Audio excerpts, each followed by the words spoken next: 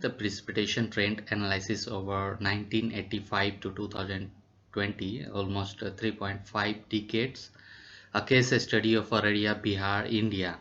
Araria is my hometown, so I am very much thankful to the professors and the NTU and TDTU who gave me opportunity to share the situation as per my domain. So my name is Suraj Kumar Bhagat. Right now I am a Ph.D. scholar in Faculty of Civil Engineering, Thang University, Ho Chi Minh City, Vietnam. So let's start. So outline of my presentation is the introduction, materials and methods, results and discussion, summary, and one of the picture here. You can see that how the mass number of population is getting affected at that area, and the most important things, it has been always neglected due to the political issues or unawareness of the locality. So in introduction I am going to share that how the globally the precipitation have changed. So this graph I found on literature. So here you can see in this almost here is my area, the study area. So this is the global scenario, how the precipitation has been changed throughout the globe as per their latitude and longitude. And this graph showing that how the Indian precipitation have changed throughout the seasonality. So if we see the study area, it is here, almost here. So you can see at this area, at that location, that how as per the seasonality, how the fluctuation in case of precipitation have been observed. And this is the in Indian scenario, that how as per the seasonal winter, monsoon, pre-monsoon, post-monsoon, and throughout the latitude, how their precipitation has changed in the percentage. This is the report supported by USAID showing this graph that density of population and affected district. Kosi River. This is the Kosi River where I have collected the data in my study. So this is the area where I have collected data. The name is Araria. So Araria comes in Bihar province of India. So you can see that how the district wise it getting affected. So I can say this figure collected, this figure drawn in the 2008, and now it becoming more wider, the more population is getting affected. And this figure I found from the central authority, who is warning, the central authority who keep warning to the local people that how the level of water is getting higher and beyond the danger limit, so making them alert. So this is the scenario, and this is the kind of motivation for me to select this area and do the study. So materials and methods. So very first, the data source and collection, I am going to share with you that how I have collected the data. Then software use, there are two kind of software. So one is the Google Earth Engine, one is the Google Earth Engine Coder, and second is the R Studio I have used. So here we can see some detail about the Google Earth Engine Coder and the R Studio. This is the library I have used in this study to draw several graph and do the analysis. The third is descriptive statistical analysis, and fourth is the time series analysis. So in the time series analysis, again I have divided subdivisions, so we'll see later. So this is the data collection. So data source and collection, I have used the earth engine .google.com to collect the data. And this is the two major thing that I can show you here. I have just used in front of you. So here this is the data set we have to collect here, and this is the platform. So code editor, we have to use this one. So when you click on the code editor, this will open, and when you click on the data set, it will open. And here we have to find, and then it is a long process to find the data. So this is the earthengine.google.com, and this is the two this is the two tools where we can get further. And if you click on the data set, this window will open, and here we have to find, and then after several search, I have found ERA 5 daily aggregates, and supported and produced by ECMWF, Copernicus Climate Change Service. And then I have used the coder, and finally I got the data. And when you click here, so it will when you click here, it will open in this window. And then here also you can see, so here I have used just 1 year 1985 to download, because if I do all 35 years at a time, it may take longer time. So I just reduce the size of data just 1 year, and I have downloaded. So here there are three ways to download: in CSV format, SVG format, and PNG format.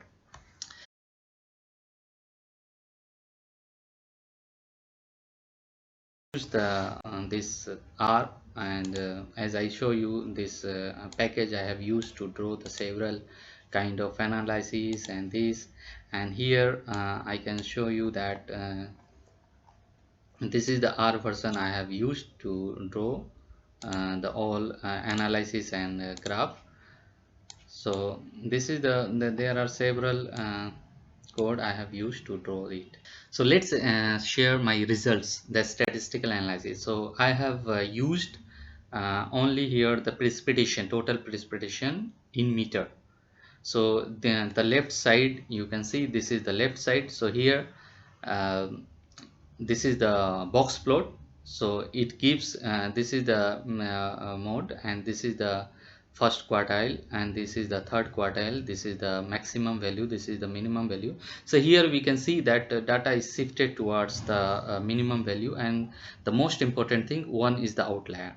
So this is very clear that one outlier we have in our data set. So second, again I have drawn here the distribution graph. So here it says the left kurtosis, this data showing statistically it is a left kurtosis. So majority of the data in the lower side, with lower value. And then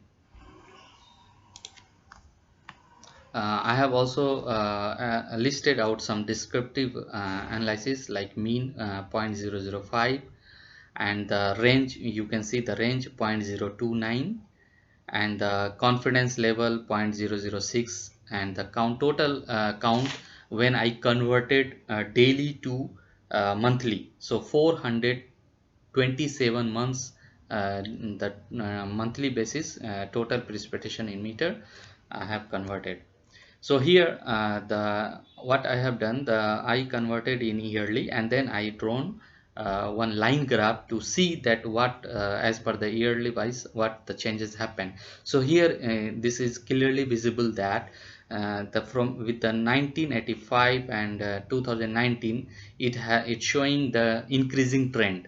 However, there are two peak point with the low and the high have been appeared throughout the 35 years.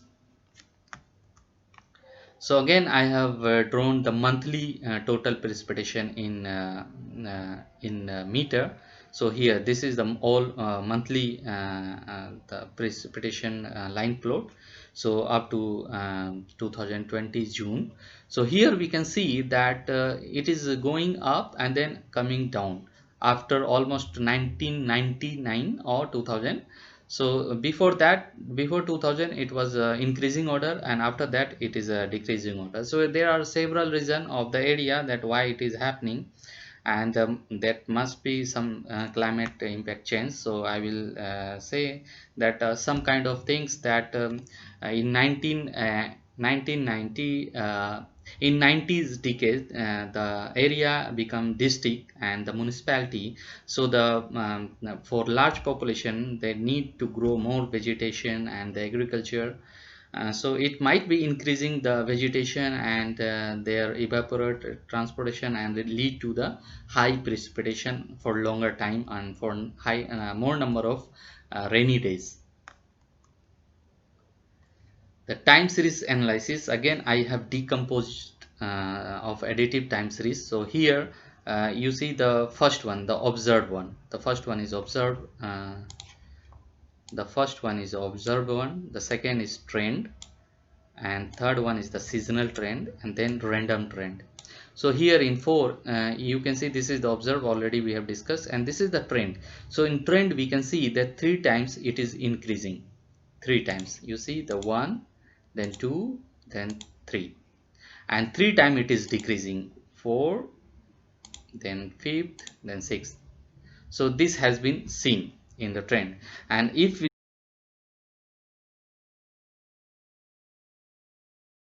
we can see clearly, the first it is decreasing, in the size, and then it is increasing. So it means that the fluctuation size have been increased, and this can be seen even with the local authority and the people nowadays. Again I have decomposed in month wise the all 35 years. So here blue line indicates the mean value. So in January if you see it will go from high to low, and then again February the same pattern, then March, then again slowly if you see it will go up and then come down. Again here in April go up and again come down. So this is the fluctuation in every month is happening. Again here you see it is almost a bell shape. In May it's going up and then down. Again June the going up and then down. So this is the highly fluctuating area. And here in July again it's going up and then remains there, and then again August from bottom to the top is going, and again September from the end of the September is going high, then again October it's end of the October it's going high. So in November almost constant, and then December it's coming down. So if you see the mean value, the blue line, so it will go up and then come down. So this is the throughout the year. This is the time series analysis. I have just drawn a scatter plot between to show the relationship between the lag of time series data. So here out of all 16 lag, and the lag 20 in lag 12 is the highly correlated, and this we can see that this is the negative correlation, but this is the positive correlation. This is the negative correlation. So again I have used ACF autocorrelogram. So here we can see that 1 2 1 2 3 4 5 6 7 8 9 10 11 12. 12 is the the most highly correlated, and again it and this follow the sinusoidal pattern. And also this is the blue line showing 95% confidence interval. So we can see here the more than zero point 0.5 is acceptable. So there are a good correlation between the lag. So this shows that the prospective forecasting model can be possible for the total precipitation monthly basis. So this is the my result. And so thank you very much.